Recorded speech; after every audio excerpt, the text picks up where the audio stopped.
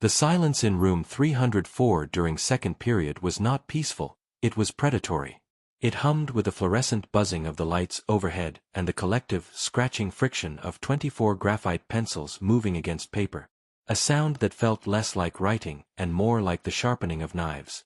I sat in the third row, second seat from the window, a strategic position I had calculated would minimize my visibility while maximizing my view of the chalkboard, yet in this moment, the geometry of the room felt designed to entrap me. Mr. Henderson stood at the front, a man whose patience was rumored to be infinite but whose current silence felt heavy with judgment. On the slate board behind him, covered in the ghostly white residue of erased equations, sat the quadratic formula, expanding across the dark surface like a sprawling, unsolvable riddle written in a language I was convinced I had never actually agreed to learn.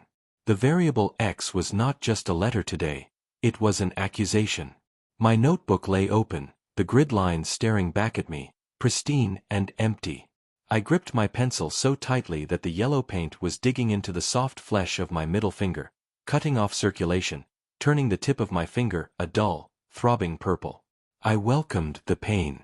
It was a distraction from the rising heat climbing up the back of my neck, the specific, prickly heat of shame that only manifests when you are the only one in the room who does not understand the joke. Except the joke here was my future. To my left, Sarah Miller was already boxing her answer, her hand moving with a fluid, casual arrogance that made my stomach turn.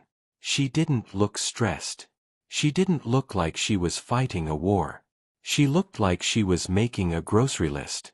To my right, Jason ticked off steps on his fingers, muttering numbers under his breath, a rhythmic incantation of logic that I couldn't access. I looked back at the board. The numbers seemed to detach themselves from the slate and float, rearranging themselves into mocking patterns. Negative b. Plus or minus the square root. It sounded violent. It sounded like a demolition.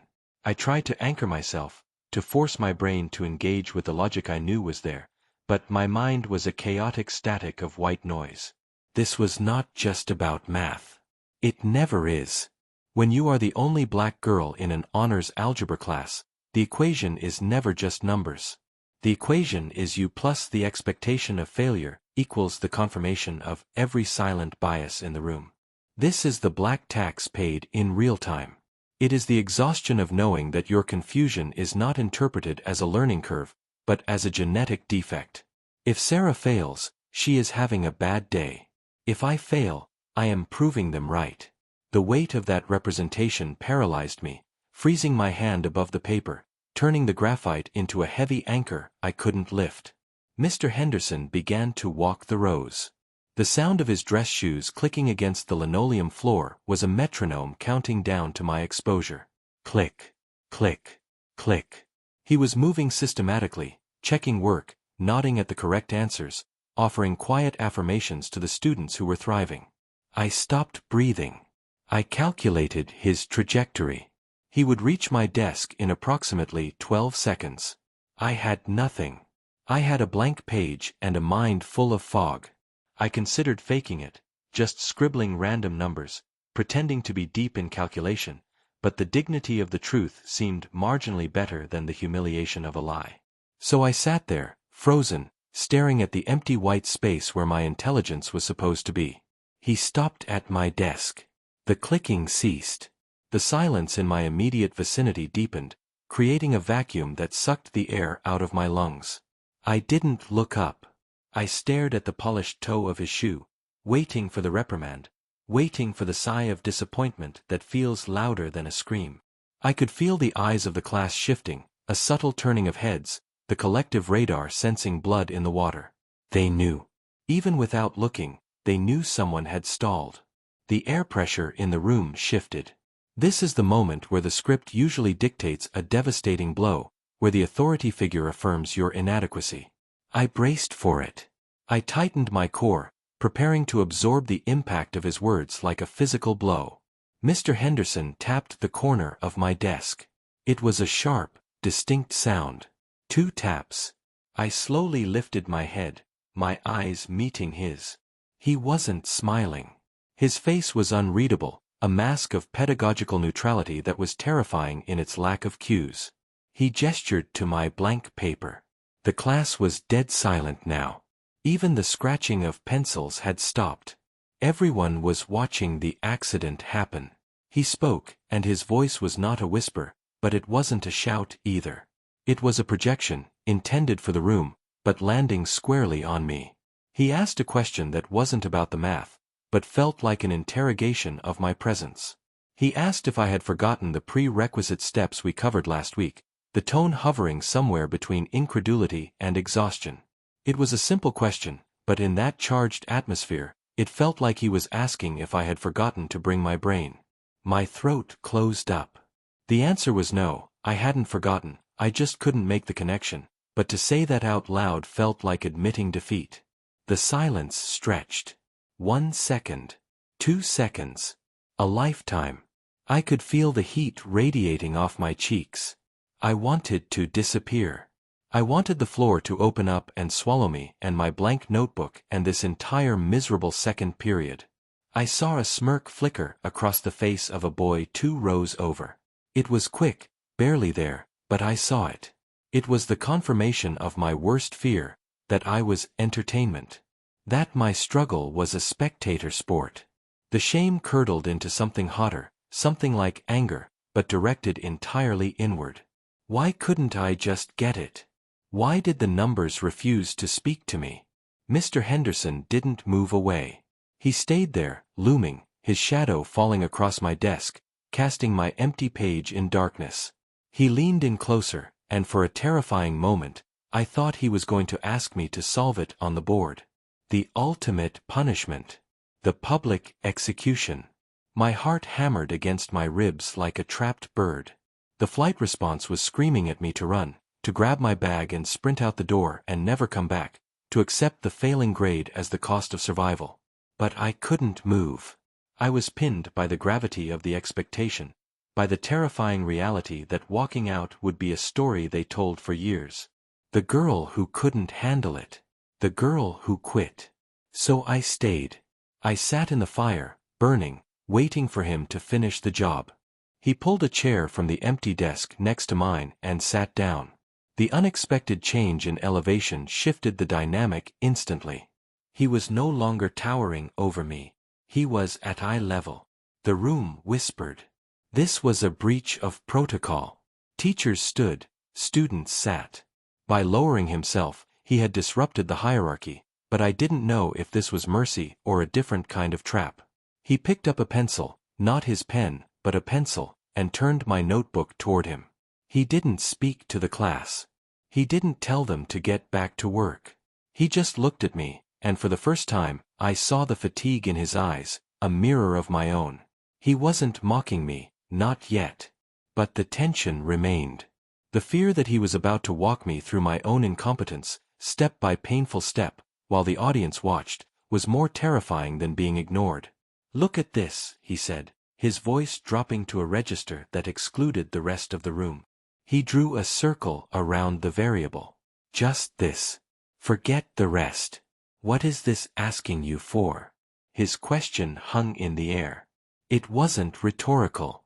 He waited. The prompt was simple, but my brain was still seizing. I stared at the circle. I knew what X was.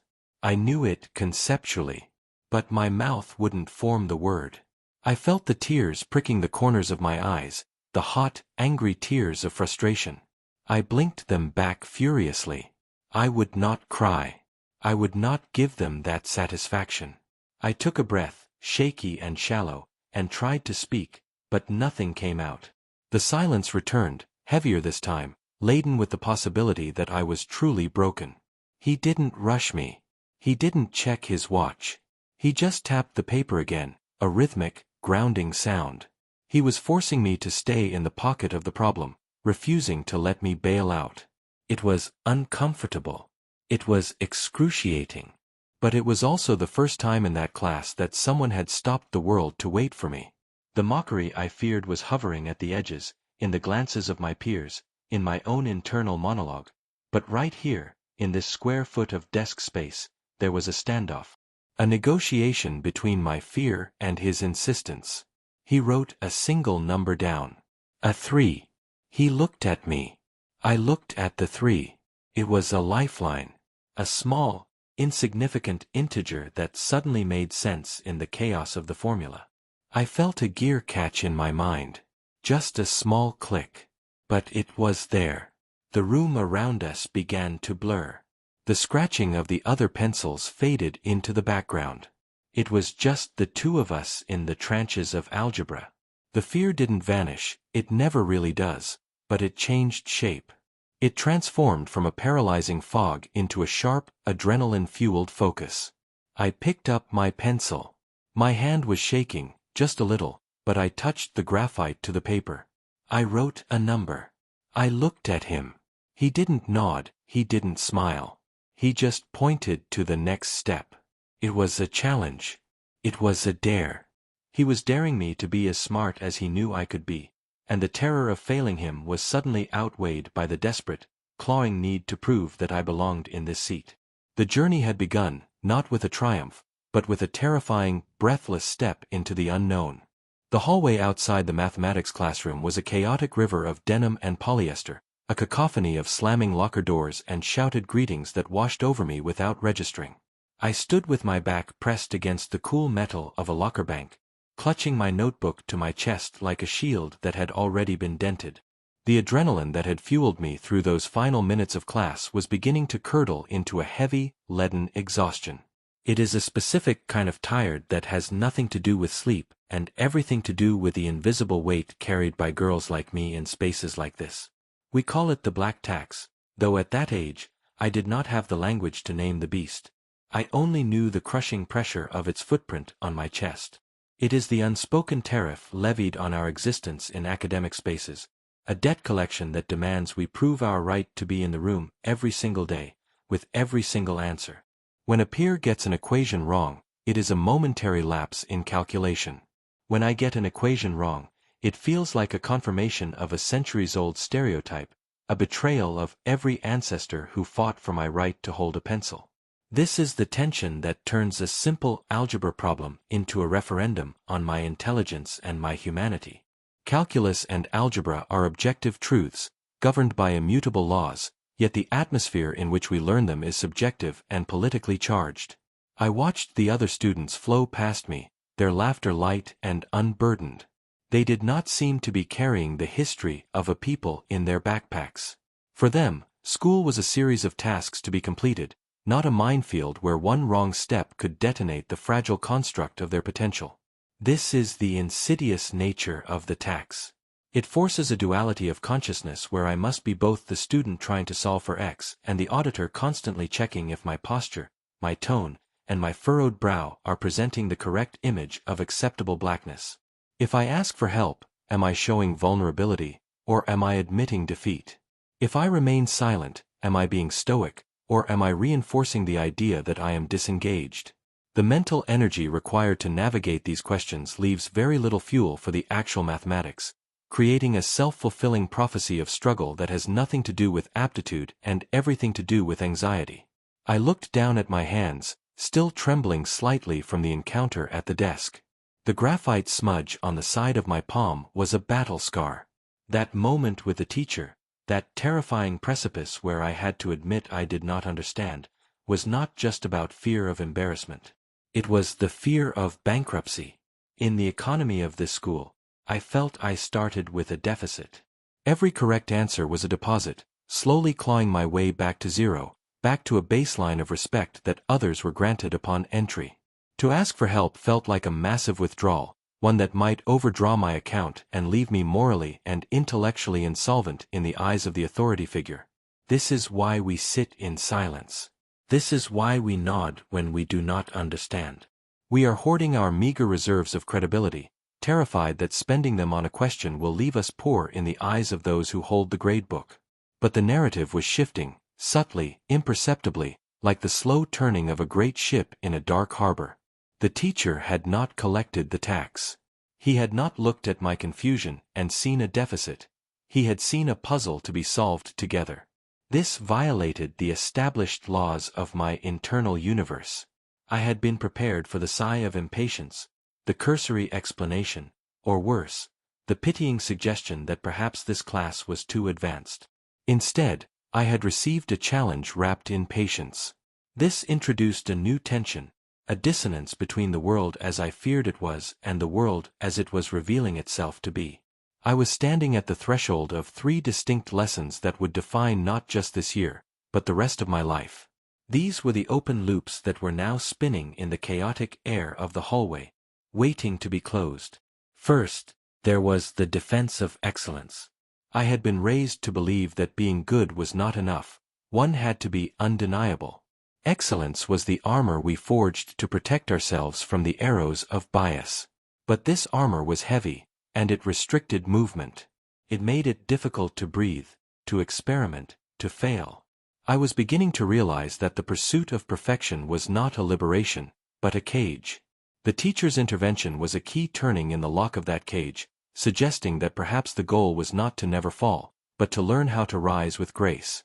This concept terrified me more than the algebra, for it required a dismantling of the only defense mechanism I had ever known. Second was the art of code switching, the linguistic and behavioral gymnastics performed to make others comfortable with my presence. I spoke one language at home, wrapped in the warmth of vernacular and shared understanding, and another here, crisp and flattened and devoid of rhythm. The math class was supposed to be a neutral zone, a place where numbers spoke for themselves, but I had brought my 2 voices with me, and they were warring in my throat. The hesitation to speak up was a hesitation to choose a voice. Which version of me was allowed to be confused? The polished student who sat in the front row, or the frightened girl who just wanted to understand why the letters were mixed with the numbers? The teacher had spoken to the girl, not the performance, and that intimacy was as disarming as it was frightening. Third, and perhaps most significant, was the presence of the mentor. In the lore of my family, teachers were authority figures to be obeyed, distant planets that exerted gravitational pull but possessed no atmosphere of their own. This man was different. He was not just teaching mathematics. He was teaching permission. Permission to occupy space. Permission to be wrong. Permission to learn at a pace that was human rather than mechanical. He was a disruption in the system, a glitch in the matrix of the black tax. He was offering a refund on the anxiety I had paid, but I was suspicious of the currency. Could I trust it? Could I lean into this support without falling over if he suddenly stepped away? The hallway began to clear as the second bell threatened to ring. The sea of students evaporated into classrooms, leaving behind the scent of floor wax and stale lunch. I remained by the lockers for a moment longer, staring at a poster on the opposite wall advertising the chess club. It depicted a pawn standing before a king, a shadow cast long and imposing. I felt like that pawn. The game was rigged, the board was vast, and the rules were written in a language I was only just beginning to decipher. But for the first time, I felt that perhaps I was not playing alone. The tax collector had come to my desk, and instead of demanding payment, he had offered a loan. I pushed off the locker, the metal clanging softly as it sprang back into shape. The weight was still there, the backpack of expectation still digging into my shoulders, but the paralysis had broken. The fear of the math had been replaced by a curiosity about the teacher. Why did he stop? Why did he care? And most importantly, if I walked back into that room tomorrow and raised my hand again, would the sky fall, or would the ceiling simply rise to accommodate me? I adjusted my grip on my notebook, took a deep breath of the institutional air, and began to walk toward my next class. The equation was unsolved, but the variable had changed. I was no longer solving for survival. I was solving for self. The single bulb above the kitchen table hummed with a low electric buzzing that seemed to harmonize with the ringing in my ears. It was nearly midnight, and the house had settled into the groaning silence of old wood and resting pipes, but my world was confined to the 6 square feet of formica in front of me.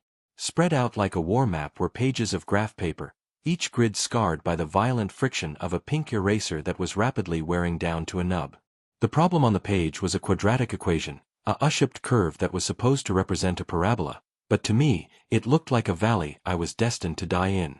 My mother had gone to bed hours ago, her final words drifting down the hallway like a mandate from a general sending a soldier to the front lines.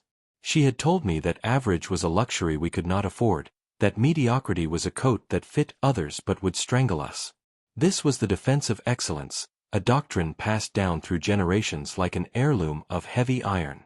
It was the belief that if we were impeccable, if our grades were perfect and our diction precise, we could build a fortress so high that the arrows of prejudice could not clear the walls. I gripped my pencil until the wood bit into the pad of my finger. I was not just trying to solve for X. I was trying to solve for my right to be in that classroom, for the validity of my presence in a space that historically did not account for me. If I failed this equation, I wasn't just a student who made a mistake, I was a statistical confirmation. The next morning, the air in the hallway felt thin, recycled through vents that had been rattling since the 70s. I walked toward the mathematics wing with the posture of someone carrying a fragile vase across a sheet of ice. The defense of excellence required a mask of total composure, a veneer that suggested learning was effortless and intelligence was innate. To struggle was to show a crack in the armor, and cracks were where the doubts seeped in. I entered the classroom and took my seat in the second row, arranging my notebook and pens with surgical precision. The room smelled of dry erase markers and floor wax, a scent that triggered a Pavlovian spike of cortisol in my bloodstream. Mr. Davis was already at the board, his back to us, writing out a multi-step algebraic problem that spanned 3 feet of slate. The chalk tapped a rhythmic staccato, a countdown timer that ended when he turned around and dusted his hands. He scanned the room, his eyes lingering for a fraction of a second on the empty spaces before landing on the filled seats. He asked us to solve for the variable, to isolate the unknown. Around me, pencils began to scritch against paper, a sound like dried leaves skittering over pavement. I looked at the board, and the numbers seemed to decouple from their meaning. The variables floated, untethered to logic, mocking my midnight vigil. Panic is a cold fluid, it starts in the stomach and rises to the throat. I stared at the equation, trying to summon the rules I had memorized the night before, but the defense of excellence was failing me. The pressure to be perfect had paralyzed the mechanism of learning. I looked at the girl to my left, who was casually twirling a lock of hair while her other hand danced across the page, solving the problem with an indifference that felt like an insult. She didn't have the weight of a race on her shoulders, she just had a math problem. I felt the heat rising in my cheeks, the humiliating burn of incomprehension. I wanted to raise my hand, to signal for help, but the doctrine whispered in my ear. It said that asking for help was an admission of defeat. It said that if I raised my hand, I would become the charity case, the student who needed the standards lowered. So I sat in a silence that screamed, my pencil hovering over the blank white space, the tip trembling just enough to be visible. Mr. Davis was moving through the aisles now, a slow patrol that brought him closer to my desk with every step. I kept my head down, focusing on the grain of the desk, praying for the bell, for a fire drill, for the earth to open up and swallow the entire second floor. I saw his shoes stop in my peripheral vision. They were brown leather, creased at the toe, sensible and worn. The scratching of pencils around me seemed to amplify, a chorus of competence highlighting my failure. I waited for the sigh, for the disappointment, for the gentle suggestion that perhaps I should drop down to a lower level. The defense of excellence had crumbled, and I was left standing in the rubble, exposed. But the reprimand never came. Instead, the wood of the desk creaked as he leaned his weight against it, lowering himself to my eye level. He didn't speak to the class, he spoke only to the empty page in front of me. He reached out, not to take the pencil from my hand, but to point at the first term of the equation. His finger was calloused, stained with a smudge of white chalk. He asked me a question, but it wasn't about the answer. He asked me what I saw. I blinked, confused by the simplicity of the inquiry. I told him I saw a mess. He chuckled, a soft sound that didn't carry mockery, only recognition. He told me that mathematics is just a language for describing chaos, and that right now, I was trying to read the whole book at once instead of looking at the sentence. He covered the back half of the equation with his hand, blocking out the noise, leaving only the first 2 variables visible. He asked me what I would do if this was the only thing on the page. The fog in my mind receded an inch. I knew that part. That part was simple. I whispered the operation, my voice barely audible over the hum of the ventilation. He nodded, withdrawing his hand to reveal the next step, then the next. He wasn't solving it for me. He was showing me that the monolith was actually a pile of stones, and stones could be moved one by one. The paralysis of the black tax, the burden of the defense of excellence, began to lift, replaced by the mechanical rhythm of logic. I wasn't representing my ancestors in that moment. I wasn't fighting for the dignity of my demographic. I was just a girl moving a number from the left side of an equal sign to the right. When I finally boxed the answer at the bottom of the page, the rush of relief was so profound it made me dizzy. I looked up at him, expecting praise for the result, but he wasn't looking at the answer. He was looking at me. He told me that the error I had made in the second step wasn't a failure of character. It was just a wrong turn, and the beauty of math is that you can always retrace your steps. In that quiet exchange, amidst the scratching of 30 other pencils, the heavy armor of perfection fell away. The fluorescent lights above row 3 hummed with a frequency that felt like it was drilling directly into the base of my skull, a subtle, electric vibration that synced perfectly with a rising panic in my chest. To anyone watching from the front of the room, I was the portrait of studious concentration, my posture erect, my pencil hovering over the graph paper, my eyes locked on the whiteboard where the variables x and y danced in a chaotic tango I could not interpret. But inside the fortress of my mind, the internal volume knob was vibrating violently, threatening to snap off entirely. This is the second pillar of survival I learned before I even knew how to solve for a variable, a concept I call the internal volume knob. It is the invisible mechanism by which black girls in academic spaces learn to modulate their presence to fit into a room that was not built with their acoustics in mind. It is a constant, exhausting sound check. If you turn the knob up too high, if you express your frustration with a sigh or a slammed pencil, you are labeled aggressive or disruptive. If you turn it down too low, retreating into silence, you are labeled slow or disengaged.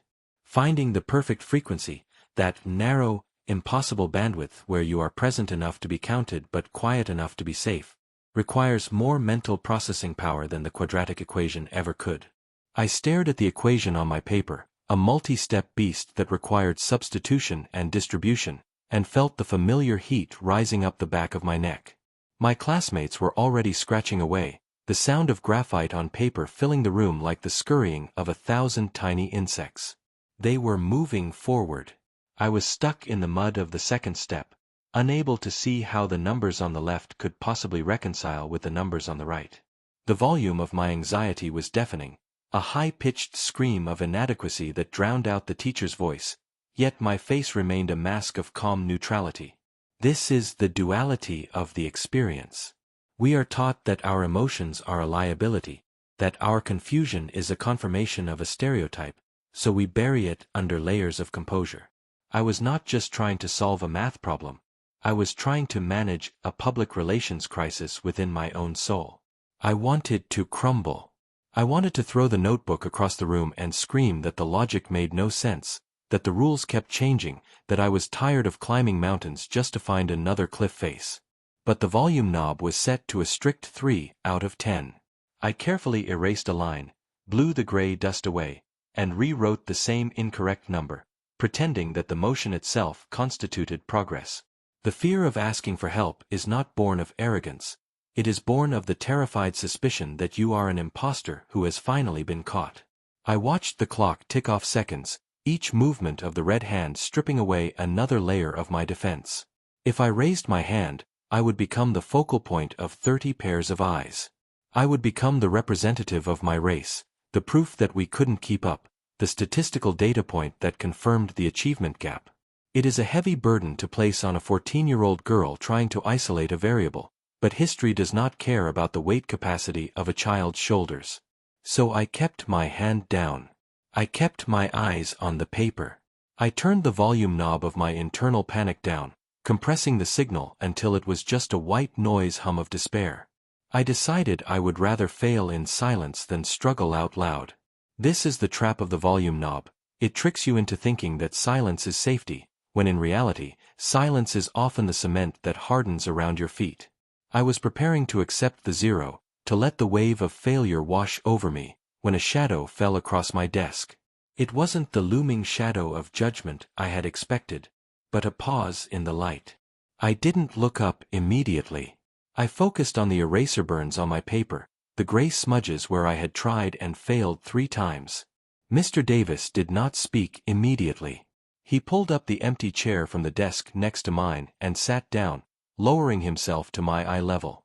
This simple physical act shifted the dynamic of the entire room. He wasn't towering over me, dispensing wisdom from on high. He was entering the trenches. He didn't ask if I was confused. He didn't ask why I hadn't raised my hand. He simply reached out and tapped the second line of my equation with the end of his pen. "I see where you are going," he said, his voice low, modulated to a frequency that cut through the internal noise without adding to the chaos. "You are trying to force the 7 into a box that belongs to the 3. It is not a calculation error. It is a translation error." He spoke about the numbers as if they were languages, as if I wasn't stupid for missing the point, but simply listening to the wrong dialect. He picked up a spare piece of scrap paper, not touching my notebook, preserving the dignity of my work. On the scrap paper, he didn't solve the problem. Instead, he drew a picture. He drew a balance scale. He showed me that the equal sign wasn't a command to perform an action, it was a statement of truth. It was a promise that the universe on the left was identical to the universe on the right, even if they looked different. As he spoke, something strange happened to the volume knob in my head. The screeching feedback of anxiety began to fade. The crushing pressure to perform, to represent, to be perfect, dialed down, replaced by a singular, focused clarity. He wasn't teaching me to be a mathematician in that moment. He was teaching me that it was safe to be a learner. He was giving me permission to turn up the volume on my own curiosity and turn down the volume on my fear. He walked me through the step I had missed, not by giving me the answer, but by asking me questions. What happens if we move this here? Does the scale tip? If the scale tips, how do we fix it? He invited me into the logic, creating a pocket of safety in the middle of the crowded room where the only thing that mattered was the truth of the numbers. I hesitated, my voice quiet, trembling slightly as I suggested a step. He didn't interrupt. He waited. And when I finished, he nodded. "That is exactly it," he said. "Not, 'good job for a girl like you.' Not, 'finally.' Just a validation of the logic." In that moment, the equation unlocked. The numbers stopped being adversaries and started being tools. I realized that the internal volume knob I had been gripping so tightly didn't need to be used to silence myself. It could be used to tune out the noise of the world so I could hear my own intelligence. I moved the variable. I divided by the coefficient. The answer appeared at the bottom of the page, clean and undeniable. Mr. Davis stood up, the chair scraping softly against the linoleum, a sound that no longer signaled danger. He didn't make a speech. He didn't announce my success to the class. He just tapped the desk once, a silent salute, and walked away to help a student in the front row. I sat there, staring at the boxed answer, feeling the rush of oxygen returning to my lungs. I had survived the moment, not by hiding, but by engaging. I had learned that the volume knob wasn't a cage. It was an instrument, and for the first time, I felt like I was the one controlling the dial. The shrill electric scream of the bell severed the tension in the room, acting as a release valve for 30 teenagers who had been holding their breath collectively for 45 minutes. Books snapped shut with the finality of judges' gavels, and the frantic scraping of chairs against the linoleum created a cacophony of escape. I did not move immediately. My hands were still trembling slightly, resting on the cool laminate of my desk, anchoring me to the physical world while my mind slowly descended from the high-altitude panic of the equation. The classroom emptied around me like a tide receding, leaving behind the detritus of adolescence, crumpled papers, forgotten pencils, and the lingering scent of anxiety mixed with floor wax. I packed my bag with deliberate slowness, sliding the notebook in last, treating it now like a sacred text rather than a catalogue of my failures. The room grew quiet, save for the rhythmic swishing of the eraser against the slate as Mr. Davis cleared the board. He was erasing the evidence of our struggle, wiping away the variables and the coefficients until nothing remained but the deep, abyssal black of the clean slate. I stood up, hoisting my backpack onto my shoulder, feeling the weight of the books settle against my spine.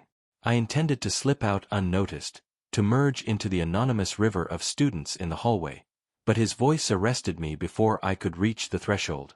It was not a shout, nor was it the stern bark he used to command silence during the lesson. It was a low, resonant baritone that seemed to vibrate through the floorboards. He spoke my name, not as a question, but as a statement of fact. I turned to face him. He was standing behind his desk, leaning forward on his knuckles, his suit jacket unbuttoned, revealing the meticulous geometry of his tie. For the first time, I really looked at him, not as an obstacle or a tormentor, but as a man.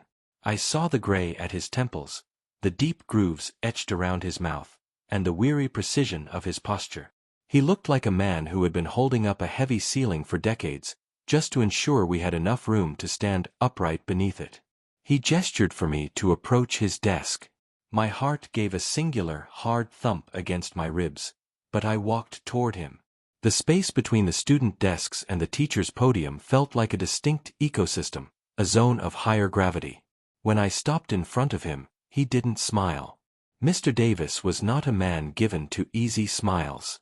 Instead, he reached into his top drawer and pulled out a small, worn book, placing it on the desk between us. It wasn't a math textbook. It was a collection of essays, the cover faded and soft like flannel. He looked at me, his eyes dark and unreadable, and told me that he saw what happened today. He said he saw the panic, the freeze, and the moment I decided to thaw. He told me that mathematics is not about being smart in the way the world thinks of smart. It is not about speed. It is about the refusal to accept confusion as a permanent state. He leaned in closer, dropping his voice to a conspiratorial whisper, bridging the gap between his generation and mine. He told me that when he was my age, sitting in a classroom not unlike this one but in a time and place that wanted him to fail, he learned that accuracy was his armor.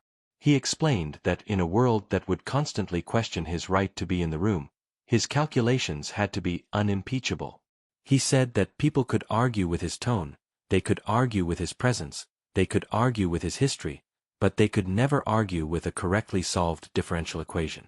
The numbers, he said, do not care who is holding the chalk. They yield only to the truth. In that moment, the narrative shifted. I realized that his harshness during the lesson, the way he refused to let me off the hook, the way he forced me to stand and deliver under the crushing weight of the silence, was not cruelty. It was training. He was not trying to break me, he was trying to harden me. He was preparing me for a world that would not offer me partial credit for a good attempt. He was the mentor who had walked the path before the pavement was laid, who had hacked through the brush with a machete so I could walk through with a calculator. He saw a potential in me that I was too frightened to acknowledge, and he demanded that I meet it, not for his sake, but for my own survival. He tapped the cover of the book on his desk and told me that I had a good mind, a sharp mind, but a sharp mind without discipline is like a knife without a handle, dangerous to the user. He told me to keep the volume knob in my head tuned to the frequency of logic, to let the noise of doubt fade into static. He wasn't just teaching me how to solve for X, he was teaching me how to solve for myself in an equation that was rigged against me. The conversation lasted no more than 3 minutes, but it felt like a transfer of legacy. It was the passing of a torch, not a blazing ceremonial flame, but a small, steady lantern to guide me through the dark corridors of expectation. He dismissed me with a nod, a simple, sharp dipping of his chin that signaled the end of the interaction. There was no hug, no high five, no Hollywood moment of emotional release. Just the acknowledgement of work done and work yet to do. I turned and walked out of the classroom, but the hallway looked different now. The lockers, the linoleum, the fluorescent lights buzzing overhead, it all seemed sharper, clearer. I was no longer just a girl struggling with math. I was a link in a chain, connected to a history of resilience that stretched back through Mr. Davis and beyond. I understood that my struggle in that seat was not an isolated incident of incompetence, but a rite of passage. I had faced the dragon of my own inadequacy and, with a little help, I had stared it down. The bell for the third period rang, a jarring reminder of the relentless march of the school day, but I moved with a new cadence. I walked toward my next class not with the shuffling gait of the defeated, but with the steady, rhythmic stride of someone who knows the code. I had the receipts. I had the proof.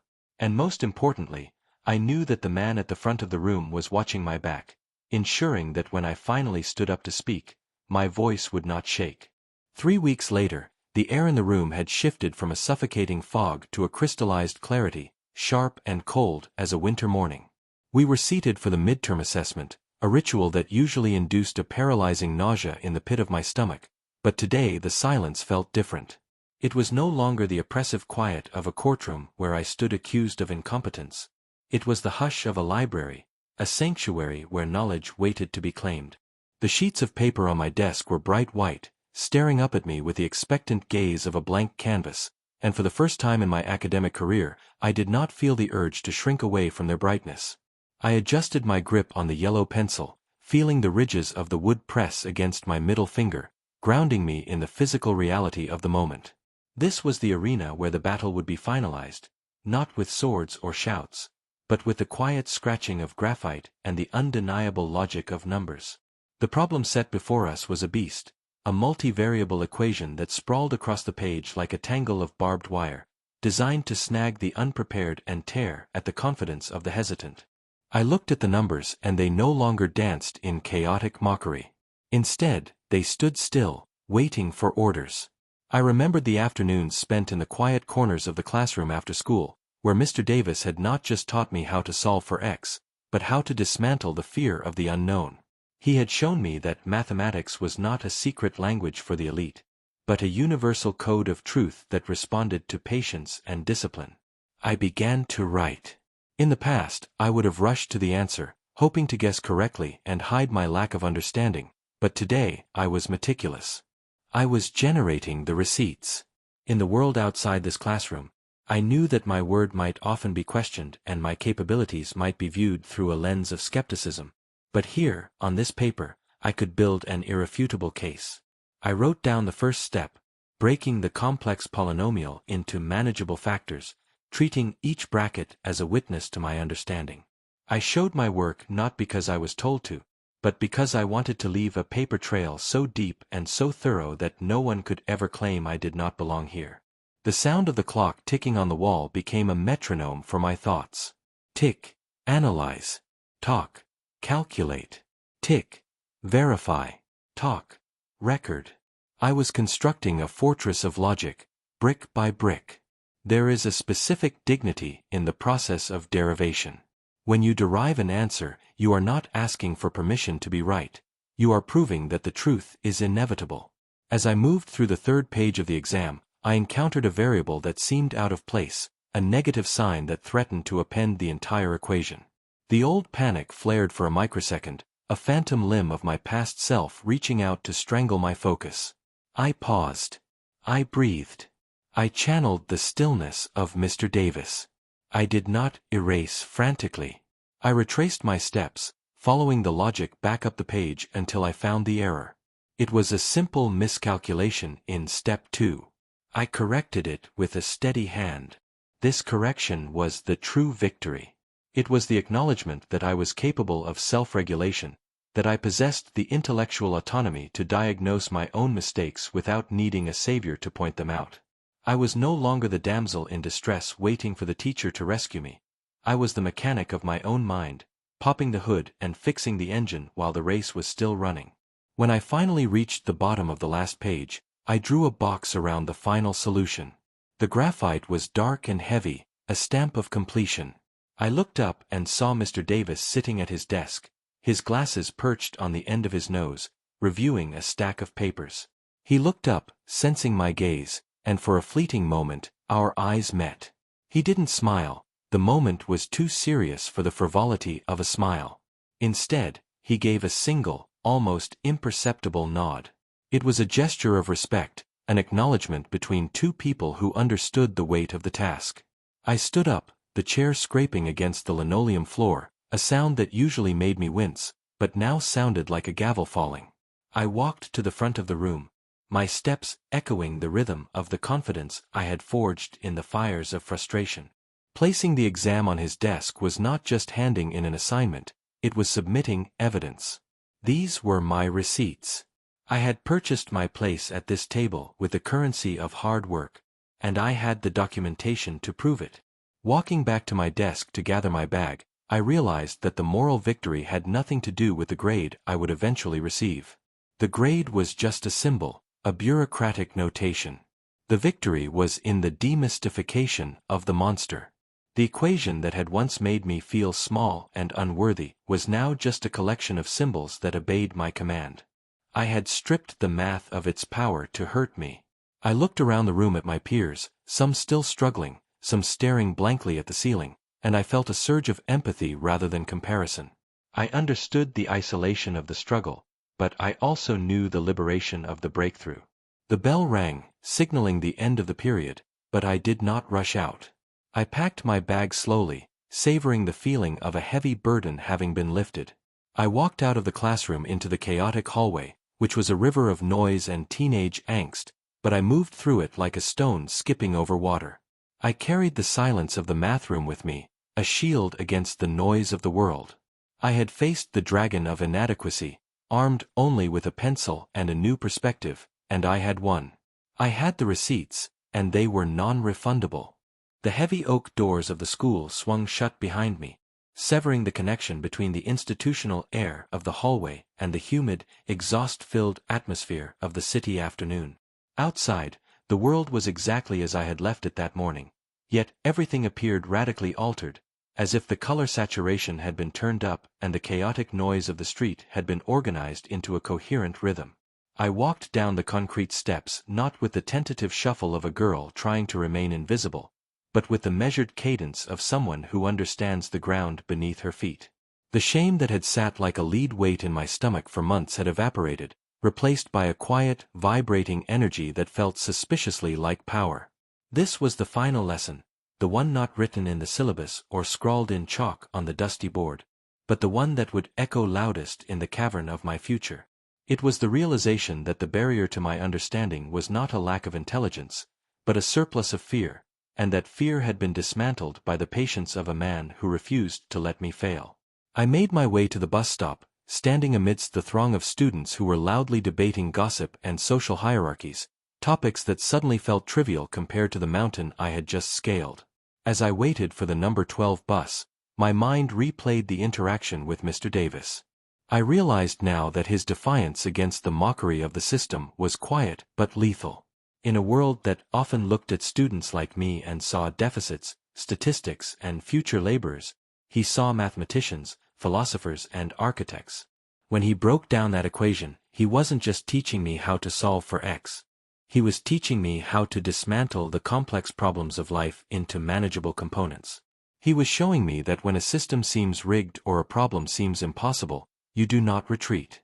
You isolate the variable. You simplify the terms. You work the problem line by line until the truth reveals itself. This was the counter-narrative to the story society was trying to write for me. They wanted a story of struggle and resignation.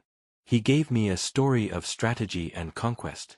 The bus ride home was usually a time for me to dissociate, to stare out the window and dream of being someone else, someone smarter, someone lighter, someone for whom the world was an open door rather than a series of locks. Today, however, I sat present in my body. I looked at the graffiti on the passing brick walls and saw geometry. I looked at the exchange of money at the corner store and saw arithmetic. The world was built on the very language I had just learned to speak. I realized that the mathematics class was never really about the numbers. It was a training ground for resilience. The mockers, the doubters, the ones who rolled their eyes when I raised my hand, they were merely variables in an equation that I could balance and cancel out. I understood then that excellence is a form of protest. To be excellent, to be competent, to be undeniable in a space that expects your mediocrity is the most disruptive thing you can do. Mr. Davis hadn't just given me a passing grade. He had handed me a weapon, and its name was competence. Years would pass, and the specific formulas of quadratic equations and polynomial functions would fade into the recesses of my memory, obscured by the demands of adulthood, career, and family. Yet, the emotional imprint of that second period class would remain vivid and untouched by time. There would be moments in boardrooms where I was the only woman, the only black person, the only voice speaking a different perspective. In those moments, the old familiar chill of imposter syndrome would try to creep up my spine, whispering that I didn't belong, that I was out of my depth, that I should remain silent. But then, the ghost of that classroom would rise up. I would remember the dust motes dancing in the light of the chalkboard. I would remember the terrifying silence of the unsolved problem. And most importantly, I would remember the feeling of the breakthrough. I would remember that I have faced the dragon of ignorance before and won. I would take a breath, steady my voice, and break the complex problem in front of me down into its parts. I would speak with the authority of someone who has the receipts. This journey was never about proving anything to the classmates who laughed or the systems that doubted. It was about proving something to myself. The final lesson is that we are the authors of our own capacity. We define the perimeter of our potential, not the observers. As I stepped off the bus that afternoon and walked the final block to my house, I looked at my hands. They were the same hands that had gripped the pencil in terror only an hour ago. Now, they felt capable of building empires. I opened the front door to my house, the smell of dinner cooking wafting through the air, and I smiled. It wasn't a smile of relief. It was the smile of a grandmaster who sees the checkmate 5 moves before it happens. The math was done. The variable was isolated. And the answer, undeniably, was me.